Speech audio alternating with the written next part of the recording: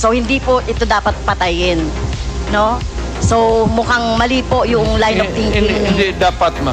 Pero kung talagang, Mr. Duterte. if the situation calls for it, I will not hesitate. And the police should not hesitate. Especially facing a criminal who is also going to kill you. Pag hinuli mo, dapat patayin mo talaga.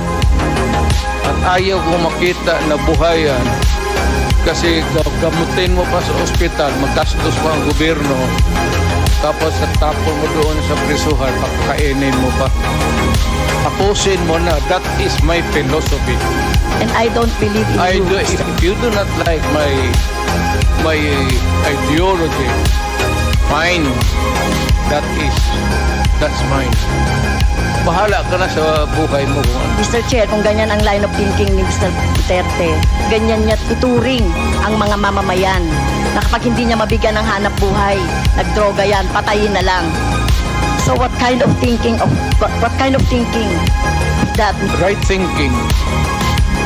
What else can you think of? It's the right thinking.